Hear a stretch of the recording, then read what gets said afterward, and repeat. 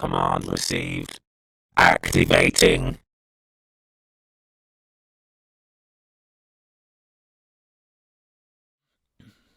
Hey everybody, Jim the Tabletop Engineer here, and welcome to a new episode. It has been a while. One of the reasons is we are currently in the process of getting our house packed up to sell, so my workshop just has not been available.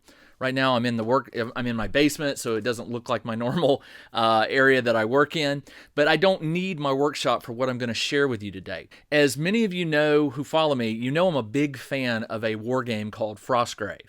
Frostgrave is written by Joseph McCullough. It's absolutely one of my most favorite games to play. I play it as often as I can, even during COVID times. And Joseph has a new game coming out in April. It is a game called Stargrave. Now, Frostgrave is a fantasy setting.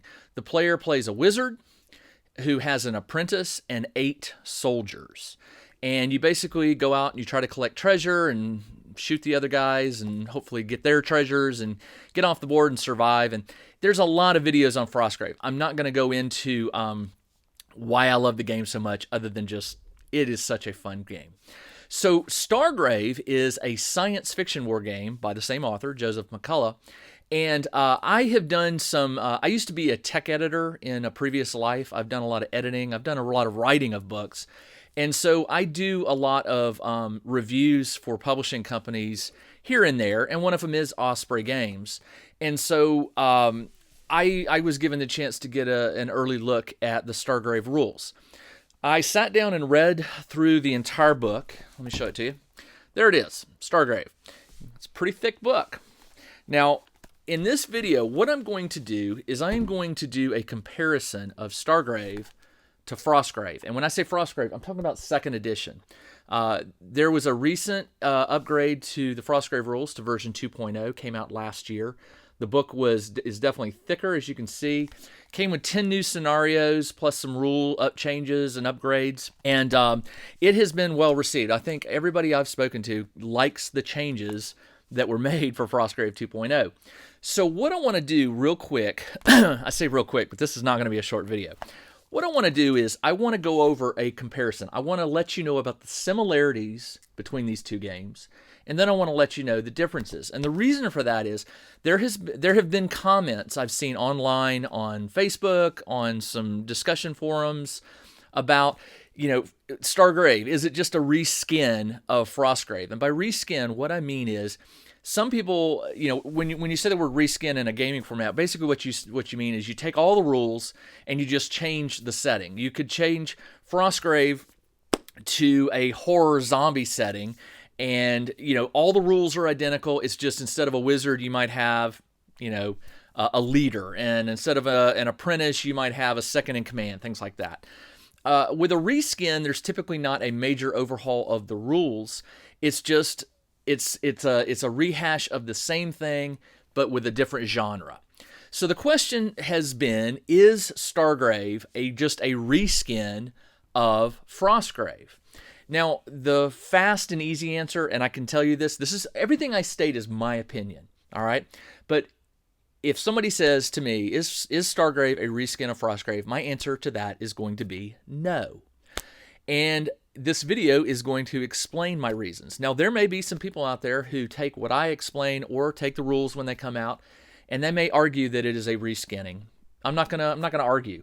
I don't see it as a reskin for 2 reasons. One, the number of differences that I have found between Stargrave and Frostgrave is greater, significantly greater, more than double the similarities. All right. So what I did one day was, and this was actually over a couple days, while I was sitting in the carpool lane to pick up my kids, I sat with my iPad and I just went through both books, and I made a list of the things that were identical or similar, and then I made a list of things that were different. What I came up with was 24 similarities, and I'm going to change that to 25 because somebody posted on the Facebook page when I mentioned that I would be releasing this video. They made mention that both covers are blue in nature, not green. Joe wrote another book called Ghost Archipelago, which is like Frostgrave, but it's got a green cover, and it takes place in the jungle, and there's no snow and things like that. It also is not a reskin of Frostgrave. There's a lot of rule changes, but it does use some of the basic mechanics, which we will get into. So 25 similarities. Number one being that both books are blue in color. What I really like is they both. This is a nod. Actually, Stargrave is a nod to Frostgrave because you can see there is a shield spell going on up there. I like that. I thought that was kind of cool. So this is elemental shield, I believe, and this is just I think personal shield or something in the rules. All right, so what I'm going to do is, again, this video is unscripted. I want to be able to talk about the game the way I wrote down things. So again, if you're not familiar with Frostgrave, some of what I'm going to talk about here won't make sense until you play Frostgrave or until you read the rules of Stargrave and maybe go back and play Frostgrave. This video is really intended for players of Frostgrave who are considering or curious to know, is Stargrave going to be fun to play? So let's go over some of those things, and some of these are in no particular order. Some of them I went back through a second reading and I found some other things, so I may jump around a little bit, but let's go over what's identical. And this is a very easy thing for Frostgrave players to understand. First off, it is a D20 system. You're going to use a D20 die. All right. It uses a 3x3 play area for a 2-player game. It recommends a 3-foot by 3-foot square area, just like Frostgrave. Both games have a 10 warband limit. What I mean by that is Frostgrave has a wizard and apprentice and then 8 soldiers for a total of 10. We'll discuss in just a little bit what Stargrave has, but again, it has a cap of 10. Now, there are exceptions. As with Frostgrave, there are certain spells or certain things that can happen where you could get a bonus warband member temporarily through the use of a spell or an out-of-roll game. There are some times in Stargrave where you can have more than 10, but as a rule, it's a 10 max. Just as with Frostgrave 2.0, Stargrave has a set of warband members that are broken into 2 types, standard and specialist. Now, unlike Frostgrave 1.0, the original version, what Joe did with 2.0 was to balance the game, and I agree that this was a balance that was needed. He went in and he basically, he said, look, these soldier types are inexpensive or free, like thug or thief, and they're standard. The more advanced soldiers that you can buy that can cost anywhere from, say, 75 gold up to 100 or more gold, those are specialists. And in order to keep the gameplay fair, you have to have 4, you can have no more than 4 specialists, all right? And you can have 4, and the other 4 have to come from the standard. Now, you could have all standard. You could have 8 standard soldier types, but no more than 4 specialists. And that is identical with Stargrave.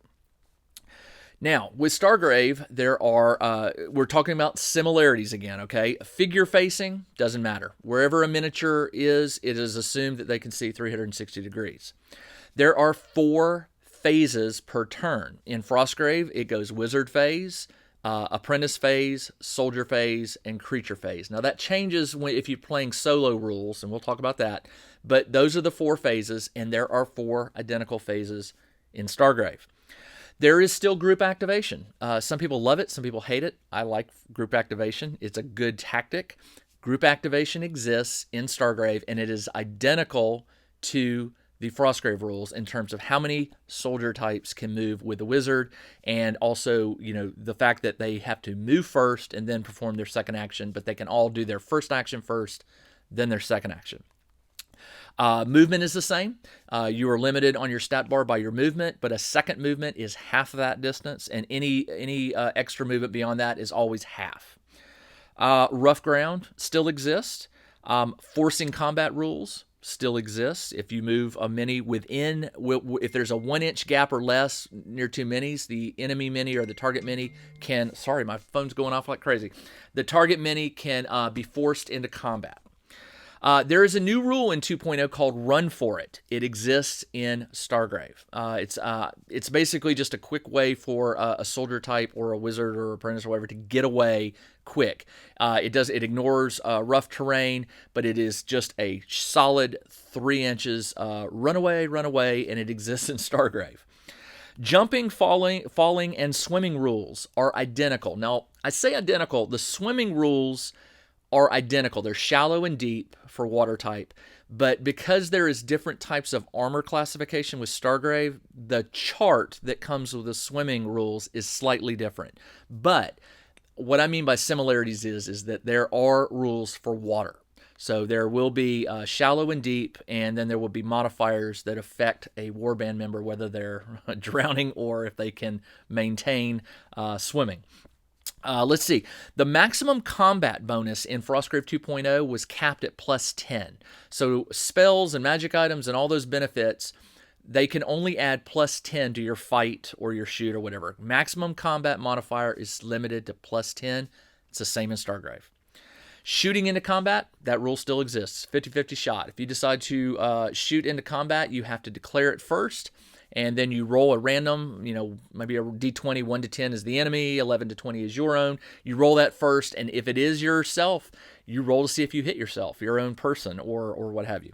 So the creature AI rules, same thing. They're pretty much identical. If there is a random creature on the table, there is a chart that leads you through how the creature determines which direction it moves. Like if it has line of sight to an enemy, does it move? Does it double move? Things like that. It's all there, the same. There is campaigns. There are campaigns in Stargrave, just as there are in Frostgrave. Injury and death tables. Yes, when warband members are killed on the table, they're not really dead in a campaign. You take them off, and then at the end of the game, you roll on a chart to determine if they were injured, if they were permanently injured, like they have an injury that affects their stat bars, or if they were outright killed. XP still exists in Stargrave, and there are also balancing rules. This was something I really thought I liked in Frostgrave 2.0. Joe provided a table, a sidebar chart table at the end of one of the chapters that talked about how you could have 2 players that might have different levels of wizard, like a level 1 versus a level 10 or 15. And there were rules on how to balance that for the newer player or the weaker player. That exists in Stargrave. So you can play a game with some balancing rules between in Stargrave. Let's see, what else do I have? I think that was it. Okay, I mentioned that there are the 4 phases. There are also the 4 phases tell you what the new classes are labeled. In Frostgrave, you have a wizard. In Stargrave, you have a captain. And the rules are written that this is the captain of the ship, because you later on will have a ship. So there's another similarity. In Frostgrave, you have a base. In Stargrave, you have a ship. So similar. Rules are slightly different, but another similarity there. So wizard equals captain. Apprentice equals first mate. It's called a first mate. And then your soldiers are called soldiers or crew. I think I've seen that interchanged in the rules for Stargrave. That is all I have for what I consider to be similarities. Now, I hear some of you are going, that's a lot of similarities. It must be a reskin. Hang on. Let's go over the differences. This is where Joe has basically taken Frostgrave, turned it into a sci-fi setting, but he has changed the game by offering some differences in the mechanics and some differences in, let's just go over them real quick. All right. So again, what I'm going over here, this will not make sense to you if you're not familiar with Frostgrave. And I don't have time to go over all these in Frostgrave, so I'm just going to try to give them to you as bare bones as I can. Frostgrave has 10 wizardry schools to choose from. In Stargrave, you don't have schools. You have what's called backgrounds. I'll go over the backgrounds in just a second. I'm not going to go over each one of them because there are 8 of them. And again, this video is just to tell you about why Stargrave is different than Frostgrave. I cannot go over all the rules. You'll have to wait till you get the rule book. But I am happy to answer questions at the end of this video. You can post questions for the comments below, and I'll do my best to answer them. So you have backgrounds like you have a robot handler. You have a there's a psychic or what do we call it? I just went blank on it. But the backgrounds basically are what the captain of your crew can choose from. Let me just read them to you. There's biomorph, cyborg, mystic, robotics expert, rogue, psionicist. That's the word I couldn't come up with. Techer, and veteran. Now, each one of those backgrounds has a slightly different explanation of what it is. And now, here's the thing. With Frostgrave, all your wizards, starting wizards, had a stat bar that was identical. It was move 6, fight +2, shoot +0 or +2, armor 10, health 14. Okay, the stat bar was identical. If you were playing me in Frostgrave and we had identical wizards, level 0, starting the game, level 0, you might have 8 different spells than me, but we have the same stat bar. Here's the difference. With Stargrave, each of those backgrounds has a customizable bit. It allows you to modify 1 or 2 of your stats. Sometimes you can go up 2 points in a stat. Again, there's only 3, actually there's 4 stats that you can change. There's fight, shoot, move, and I think will. I think those are the ones that tweak up and down. So it kind of lets you customize your captain a little bit more. And then where the wizards would go and choose their spells from their school, an aligned school, and then a neutral school, and then there was even unaligned or conflicting. I can't remember the name of it. So there was an option there to choose spells from different schools. With powers, what you get is you get a list, and I'm just going to read one to you. For example, like I mentioned, robotics expert. The robotics expert has what they call core powers.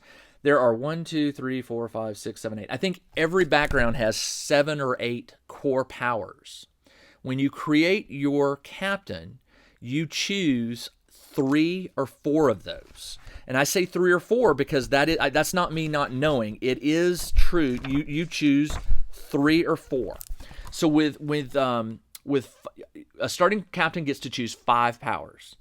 You must choose 3 or 4 from your core, and the core powers are listed with the background. So the robotics expert has control robot, create robot, drone, electromagnetic pulse, remote firing, remote guidance, repair robot, rewire robot. That's 8. I can choose 3 of those, or I can choose 4 of those. Those are kind of like your spells from your school, if you were thinking a wizard, all right? These are sort of your best powers. Now, some of them do cross over. I'm trying to remember. I know not many, but there are some. Like for instance, Techer does have drone. There are a few crossovers, but they're minor. So it's very important for you to read all of the backgrounds and read all of the core power explanations in the back of the book, because once you choose a background, you've kind of locked yourself into certain powers, and the only way you can get additional powers is by leveling up. And we'll go over that shortly because it's changed how you improve your character. Now, after you choose those 3 or 4 powers, it tells you can choose the remaining 1 or 2 from any other powers. So if there's a power you like that is one of the other 7 backgrounds, you can choose that. With Frostgrave, you couldn't do that because you could only choose spells from aligned schools or neutral schools. And so technically you are kind of limited, but you can choose those 1 or 2 extra powers from anything that exists. It doesn't matter. There's no aligned or neutral. All right? All right, so I mentioned to you that the wizard equals captain, apprentice equals first mate. Wizards start at level 0. In Stargrave, your captain starts at level 15. Your apprentice also starts at level 0. Your first mate starts at level 0. The difference between your apprentice and your first mate. Apprentices must choose the same, well, not choose, they are of the same wizardry school. They have the same spells. They only have a modifier of either +2 or +4, depending on whether that spell is coming from neutral or aligned. They're +2 for all spells greater, whatever your wizard's casting is, it's always +2. And then for apprentices, it's an additional +2 or +4 for neutral and aligned schools. With first mates, your first mate can choose a unique background. It does not have to be the same background as your captain, but it does start at level 0. All right. Now here's another difference. In Frostgrave, you start out with 400 gold. You must buy your apprentice for 100 gold, which leaves 300 gold to buy soldiers. With Stargrave, your first mate is free, but you still get 400 credits. 400 credits to buy your up to 8 specialists or standard soldier types. So the first mate is always free. So if you should lose your first mate in combat in Stargrave, you get him again. He will always start. Now the rules, I'm not going to look this up, but I do remember the rules stating that if you lose your first mate, your next one that you pull in will be, I think, 10 less than your captain. Maybe 15. Again, I'm not going to look at every rule that I talked you up, but there is a difference. Your first mate does not go back to level 0. It's a certain subtraction minus whatever your captain level is. So it's not like your captain could get up to level 20 or 30 and you'll start with a level 0 first mate. Your first mate will always be recruited at a slightly higher level. And again, you can always recreate your first mate using any background. And I believe when you choose I know the rule is in there. When you choose a first mate, a replacement first mate, they get a bonus improvement of some stats automatically. It's sort of to get them bumped up a little bit. All right, I mentioned the spells in the schools, 5 powers. There are 80 spells in Frostgrave, 8 per each of the schools. There's 10 schools, 80. With Stargrave, there are 52 powers. So there are fewer powers than there are spells. But remember, a lot of the spells are unique to a background. There is some slight crossover. So if you play your captain and your first mate correctly and pick different backgrounds, you're going to get at least 16 powers, possibly up to 16 unique powers that to fling around on the game field. There is a new with spells. It was just an activation number. Roll that and see if the spell goes off. Now some spells had you had to activate the spell first and then roll maybe a shooting attack or a combat attack to see if you actually hit. But with Stargrave, there's an extra number for all of the core powers that comes into play. Now, you have the activation number, but you have this new thing called Strain, S-T-R-A-I-N. Strain is a value of 0, 1, or 2. And basically what that is when you use that power, you lose that much health, whatever the strain value is. So if it's 0, you don't lose anything. But if it's got a strain of 1 and you use that power, you automatically lose 1 health. That quick. And most of the strain 2s are very powerful powers, things that, you're going to get a good benefit if you use it. There was one in particular, and I don't remember the name of it, but if you use it, it's a strain 2, but it bumps you get to activate first in this round, and I believe the next round, 2 rounds. So it's pretty powerful in terms of gameplay. I don't remember the name of that power, but I just remember thinking that was a good example of when you might choose to use the strain. Now, in addition to strain, you do have the it's called exertion. With Frostgrave, if let's say my target number to cast a spell was 15 and I rolled a 13, I could sacrifice 2 health points to bring that 13 up to a 15. I would successfully cast a spell, but I would take 2 health damage.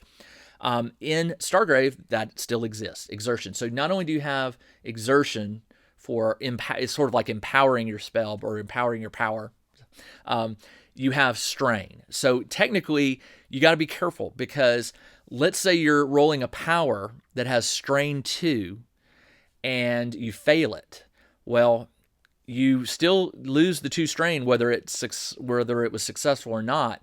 But then if you choose to exert to raise it, you've lost more health. So it's a nice little thinker. I mean, as it's for strategy purposes as a player, let's say you got to bring the spell up 3 points. Do you want to take 5 points? You're already going to take 2 if it's a strain 2, but now you're looking at taking 5 points of damage to cast a power. That's a big thing, because in Frostgrave, it was a range of how much you missed the target number. Like if it was 5 to 9 points, you only took 1 health. If it was 10 to something else, you took two or whatever. With Stargrave, I mean, there's no range. It's if you use that exertion and the strain, it's that many health right off the bat. The stat line is the same. You have move, fight, will, armor, health. Did I miss one? And shoot.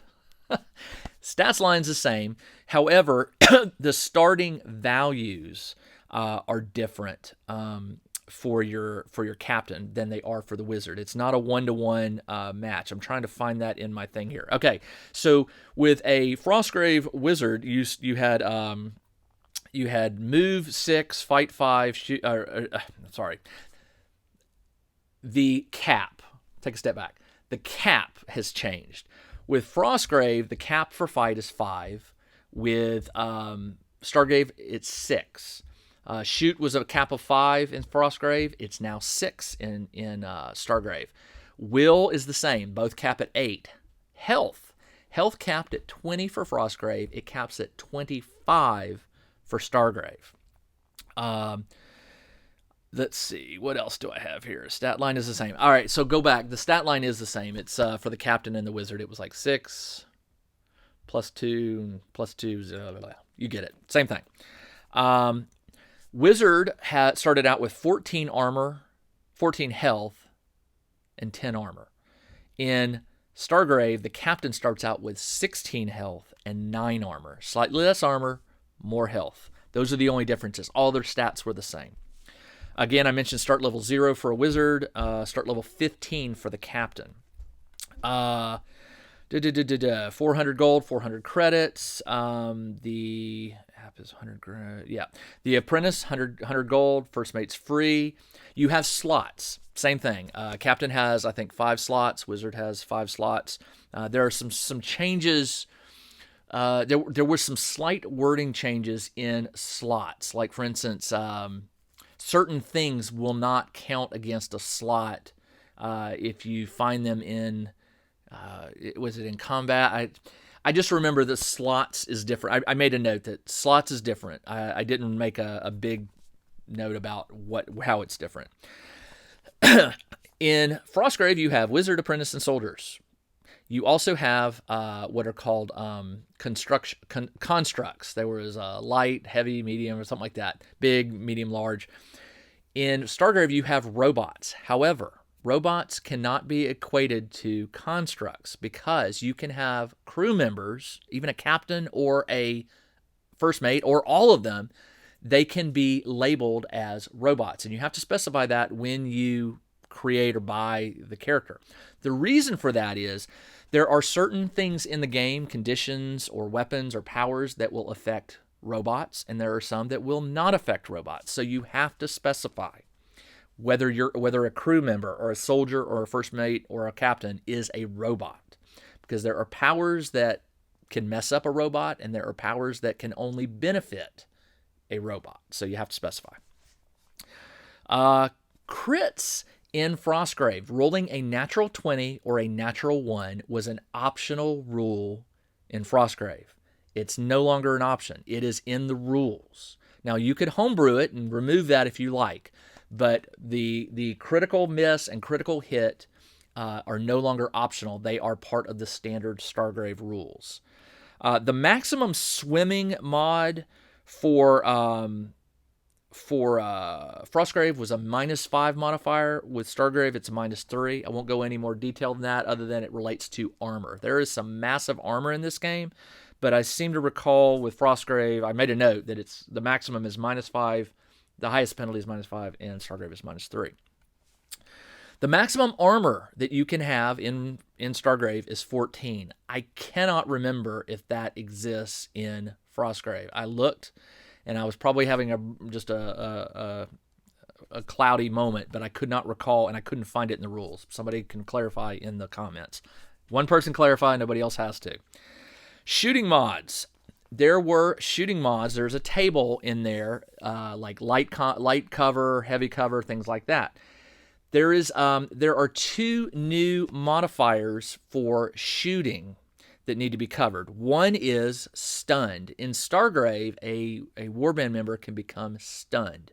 When you are stunned, that player of the stunned target, if he's being shot at, gets a +2 modifier. The rule is this one kind of it confused me at first, because I was like, shouldn't it be -2? Like, it's easier to hit someone who's stunned. They're not moving or ducking or whatever.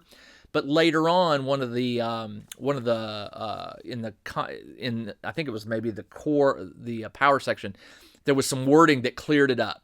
It is +2. So it's considered that the stun player has like crawled or fallen behind or is just low profile. It's harder to hit a stunned character. So it is +2. There's also something called a jam that can happen. A weapon can jam. This does not exist in Frostgrave, but in Stargrave it can. A weapon, there's a roll of 1, and there's certain situations where it will happen. There's certain situations where it will not happen. And but if a weapon jams, all right, there is a modifier for clearing the jam, or if someone's doing that action. They have added flamethrowers to Stargrave. Joe has added flamethrowers. This is a weapon that is nasty. It has distance and width. There's a template in the back of the book. You put that template down, and any soldier, doesn't matter friend or foe, that touches that is part of that shooting attack or combat attack. I think it's treated as a shooting attack with a flamethrower. There are new grenade rules, which I am in love with. I am a big fan of the explosive cocktail in Frostgrave. I love outfitting all my characters with one and throwing it, and 3-inch diameter, anything within that gets hit. Well, with grenades, there are different types of grenades, but there are also there's new rules related to like missing. You have to now pick a point, and then how far you miss that targeting roll determines how many inches off target it is, and also it controls the direction. And then you could actually miss the target, your enemy, and it could go towards a friendly who is within range. It's an interesting rule set for grenades, and I am much appreciative, Joe, of the addition, because I'm a big fan of long distance combat. Oh, in Frostgrave, wound rules were optional, and I'm paraphrasing here, but basically, if you get down to, I think, 4 health or under, you only get 1 action, not 2, and that 1 action can be to move or shoot. It can be either one. The wound rules are standard in Stargrave. They're not optional. Now, again, you could home rule it and remove it again if you never liked those rules, but they are now part of the standard Stargrave rule set. I mentioned empowering in Frostgrave is called exertion in Stargrave. Power move. This is a new one. All right. So anytime, this is going to change tactics for players who are used to Frostgrave. With Frostgrave, you moved, let's say you're wizard. You move and then you cast a spell, or you cast a spell and you move. That's your options.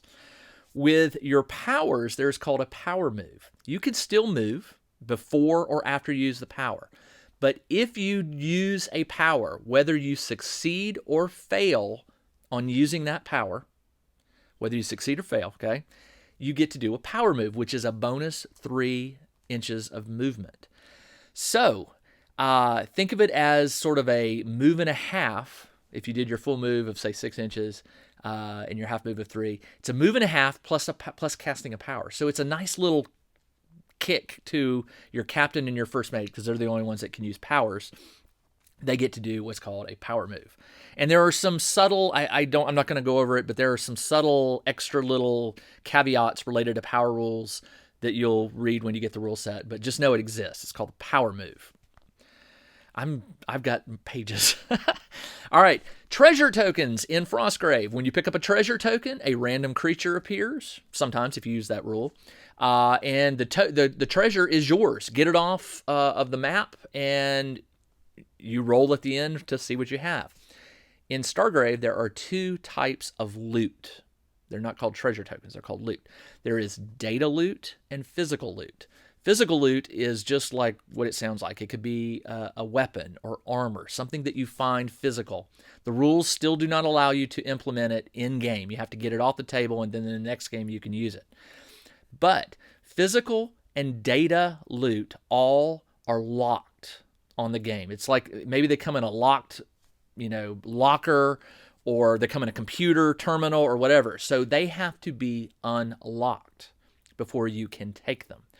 Data loot is not physical, it's data. It is worth money, credits in game. So if you get that off, there's a chart. There's actually 2 charts. There's a data loot chart to roll what the value of it is, or the resale value, or what it is. There are things called secret. Well, let's get to that in a minute. So data loot and physical loot are different. Physical loot, you still have to get it off the table. You roll on a different chart, and whatever it is, you can assign it to a warband member or one, any warband member that can use it. The rules are still there. For instance, if a crewman can only use a certain light armor and you find heavy armor, you can't give the heavy armor. It can only replace something that comes standard for that crew member, if that makes sense. That rule is still in place. So there's another similarity. Let's see. Oh yeah, data tokens have to be unlocked. So there's a character called a Techer, and there's another one that has a core ability that can break. Any character can try to break the data lock to get the data loot. It's just a higher number. There's a power that lowers that number, so it's easier. There are also tools, equipment that you can assign to a character or to a warband member that can make that easier to do. There's no failure. If you fail it, you don't get shocked or killed, or it doesn't get damaged. Just as you got to try again. But data and physical loot versus treasure tokens in Frostgrave. 300 XP was the maximum XP you could get in Frostgrave per game. It's still that way in Stargrave. However, XP is treated a little differently. In Frostgrave, you could, for each 100 XP, you could modify something. And per game, you could modify one ability, like fight or health or whatever, one stat. You could improve a spell activation number by reducing it by 1 point, or you could learn a new spell. So there were 3 things you could do to spend those 300 XP. Let's assume you got 300 XP in one game. It's different in Stargrave. In Stargrave, there's a chart, and what it is it basically says your captain level, okay? Your first mate level, because they both level at the same time. The XP you have to choose. Does it go to your captain or does it go to your first mate? That's another difference. When you leveled in Frostgrave, if your wizard went up, your apprentice went right up along with him. It doesn't work that way.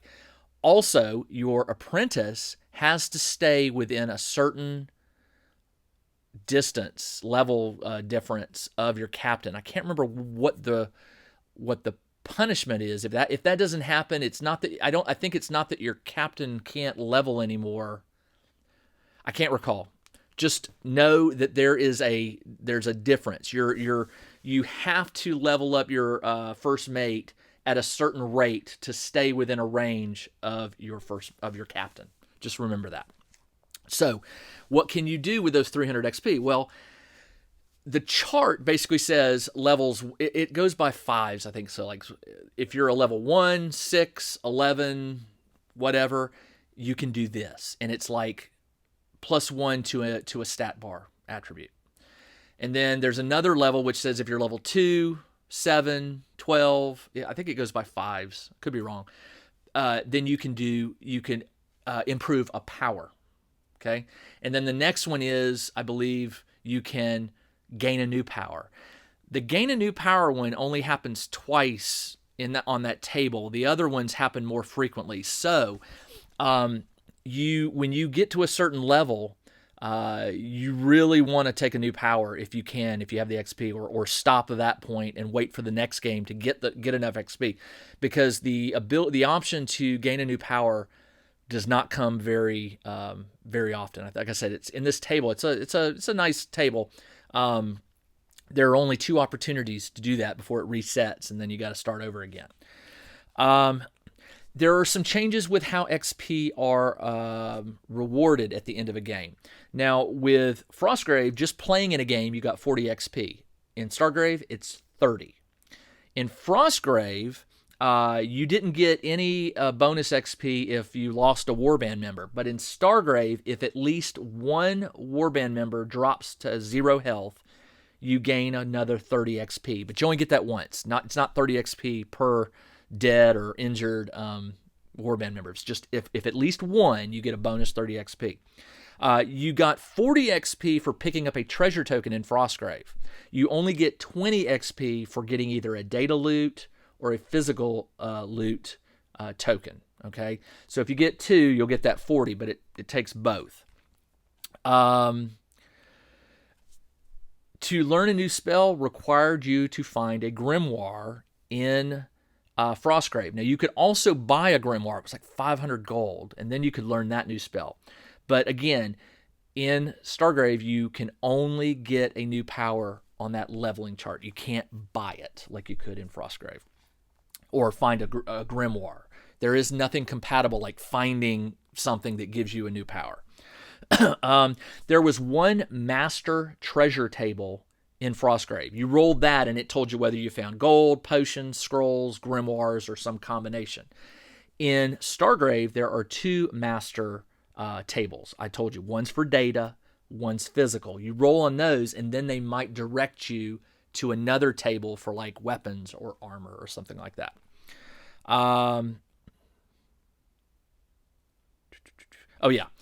First mate level 10. A new wizard, the apprentice. Oh, if you wanted to promote a apprentice to a wizard, I believe it was level 6. A new captain, the first mate has to be over level 10 for you to promote. The apprentice has to be at least level 6 to become the wizard. The first mate has to be at least level 10 to be promoted to a captain. So there you go. The new apprentice costs gold. If you lose your apprentice, remember, it costs at least 100 gold, maybe more, because depending on the level of the apprentice, you would have to pay more gold. Again, it never changes with the first mate. It's free. And I wrote down here, the new level is captain minus 20. So if your captain makes it up to level 25, your new first mate will begin at level 5. I knew I wrote it down somewhere. We're still going. I still got more. In Frostgrave, if you played by the standard rules, items could be freely bought and sold, except for grimoires. Grimoires you could only sell if you had a duplicate grimoire.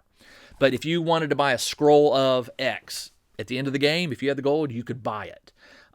There were some optional rules about that, because some people were like, oh, you shouldn't be able to just buy anything you want. But what's the point of getting gold? Gold does buy you warband members, but if none of your warband members died, that gold needs to be spent on something else. And a lot of people like to buy explosive cocktails or power orbs or what have you. It's different in Stargrave. That's gone. At the end of the game, each player, it's not a shared thing. Each player can roll 4 random rolls on the physical loot table. Those 4 items, when they're resolved, those are considered to be what's on the market to you. Your opponent will also roll 4 items, physical items, that they can buy, and if they don't have the gold, those go away. So there's no sharing. It's like he doesn't roll 4, I don't roll 4, and I go, oh, I really want your, no, can't do that. Now, in Frostgrave, you had bases. And Frostgrave 2.0, there were base upgrades, and then there were extras. I can't remember what they're called, but there were two charts for bases. You basically defined what your base was to begin with, and you could change that game to game. You could always unload a base and pick a new one. And but then once you had a base, there were upgrades to it on another chart that you could just pay the gold amount and get. There's only one chart right now in Stargrave. It's for ships. You're considered to have like a ship, and there are various upgrades that can do things like heal. If a player or if a warband member died, there's like a medical bay, and there's a bunch of them. There's like maybe 8 to 10, maybe more. I can't remember. But there is a chart for your ship, and those cost credits, and they can be used to improve your game.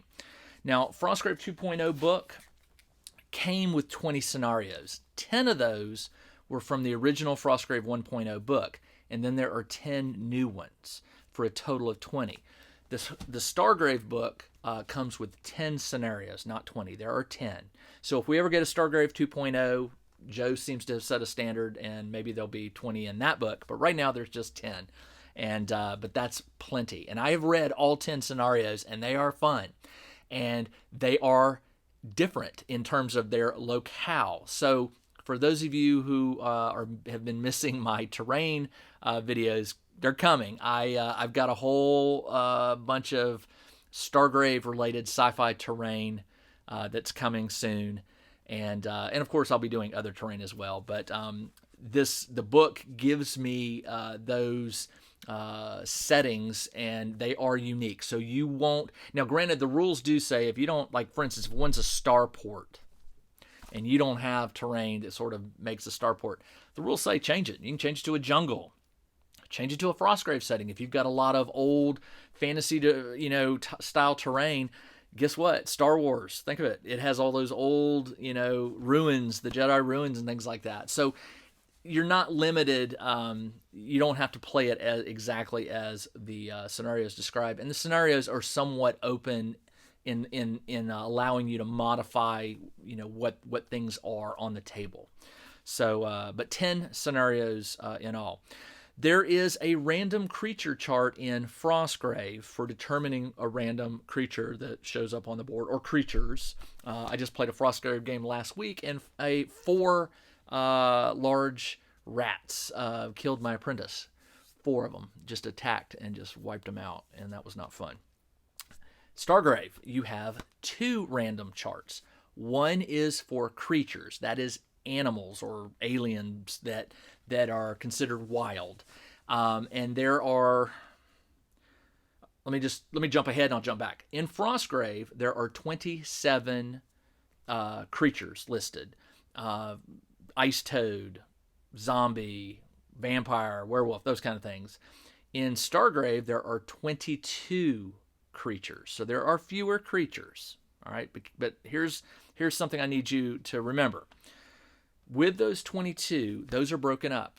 There is a random creature table for a non-sentient enemy, and then there is one called I can't remember what it was called, more human, like pirates, ruffians, those kind, like humanoid types, and the rules for when you use one or the other, they're open. They're open to whatever you want to use.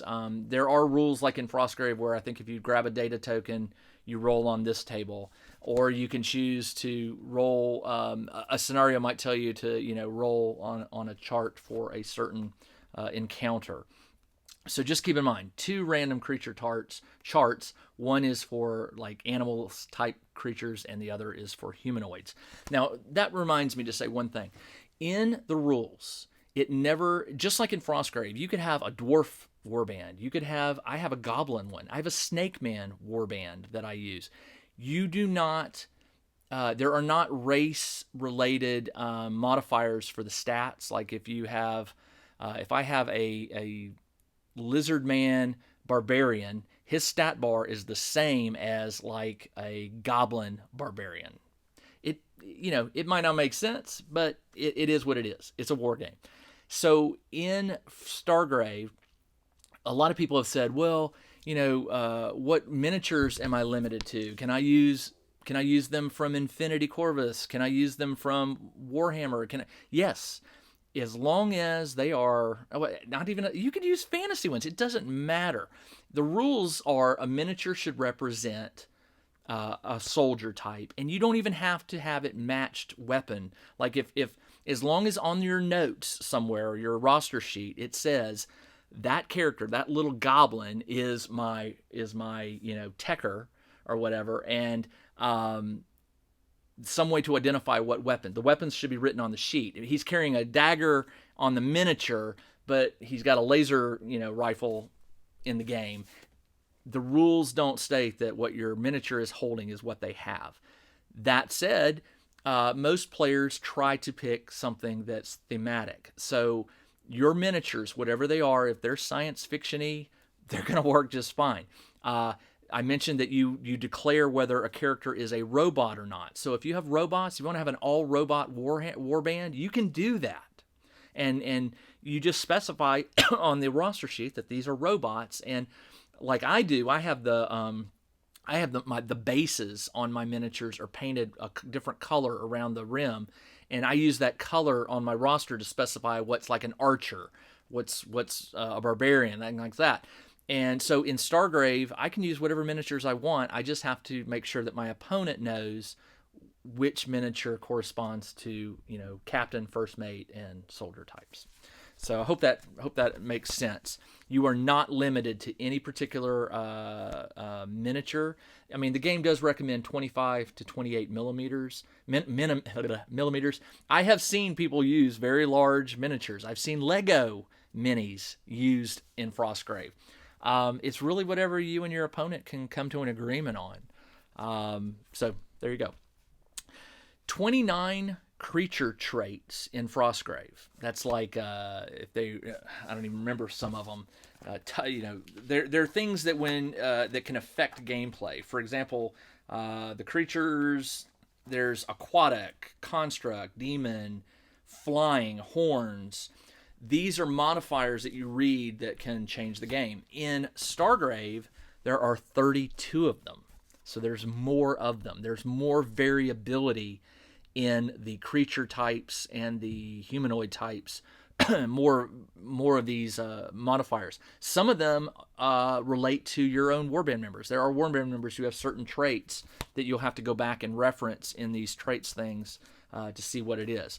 I mentioned earlier a flamethrower template. There are also grenade. There's two grenade templates, I believe. Let me just double check.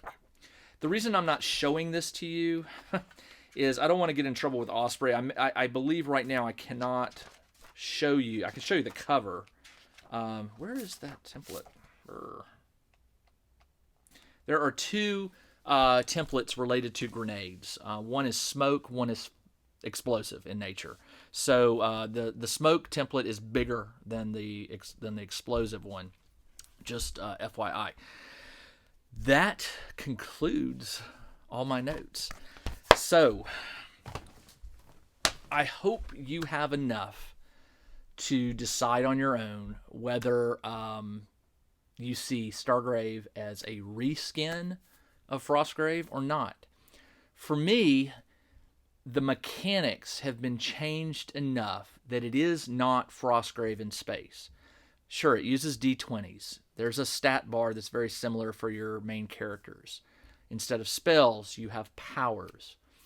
But the game is going to, in my opinion, it's going to play differently than Frostgrave. After reading the book, I've read the rules twice now, I'm already starting to see things that are going to play out much different.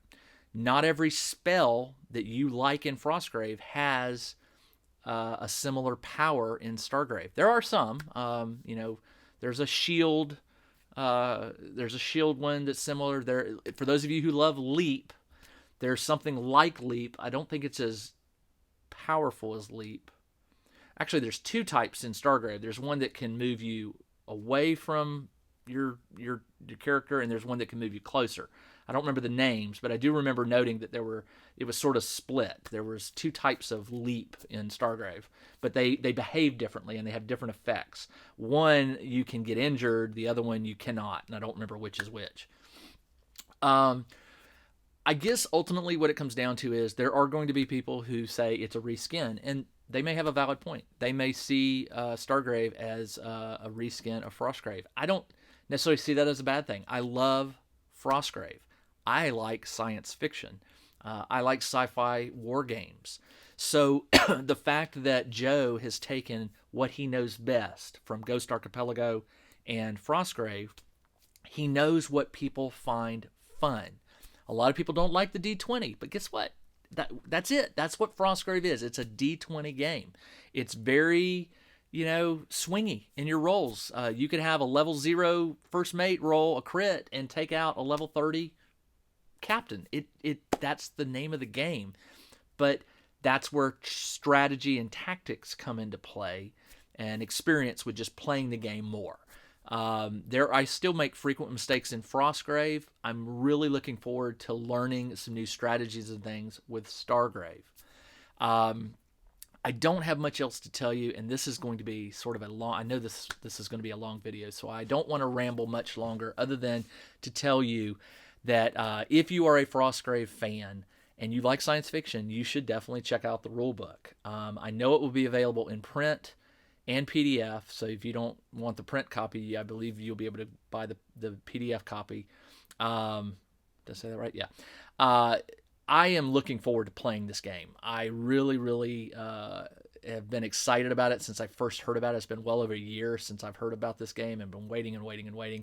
And I'm sorry that some of you who are watching this video have to wait another month and a half or so to get the rules, but it's going to be worth the wait. If you are that anxious to play Stargrave, you're going to devour the book very quickly like I did. You're going to read it, and you're going to be wanting to play a game. There's roster sheets, there's a campaign, there's 10 scenarios, plenty to keep us busy until the first expansion comes out, which apparently has already been, I guess Amazon made a mistake and shared it. Maybe not. Maybe it wasn't a mistake. But yes, there is an expansion. I can't remember the name of it at this point, but it's due out later in the year 2021. So Joe is behind this game. He definitely intends to keep growing Stargrave just as he's done Frostgrave. I believe I heard there's another Frostgrave expansion coming. So Frostgrave's not slowing down, and I don't anticipate not playing Frostgrave anymore. I love both the fantasy and sci-fi settings. I love Frostgrave, so I will keep playing it, and I definitely am looking forward to playing Stargrave. So take this video for what you will. Any mistakes that I made explaining a rule, and I guarantee I probably missed a few. There are probably some things I just forgot or got twisted up because I was doing this on the fly from my notes. And it's very possible I may have missed a rule or misinterpreted a rule. So for that, I do apologize. But keep in mind, you'll still want to read the rules yourself and interpret them yourself. Don't take my word for it. But I hope you enjoyed this video, and I apologize for the length of it. This is Jim, the Tabletop Engineer. For those of you who've never been to my channel, please take a look at my other videos. I make terrain.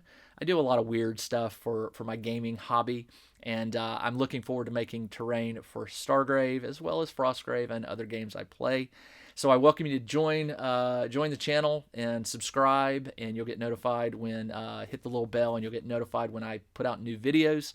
I've taken a break. I've recovered my energy, and I'm ready to get back into making more videos. So stay tuned. They're coming. And Joe McCullough, thank you for Frostgrave. Thank you for Ghost Archipelago. And thank you for Stargrave. They are great games. I cannot wait to play. And I just want to thank Osprey Games for providing me the advanced copy so that I could make this video for you guys. That's it. Take care, and I look forward to reading your comments and possibly answering what questions I can in the comments below. See ya.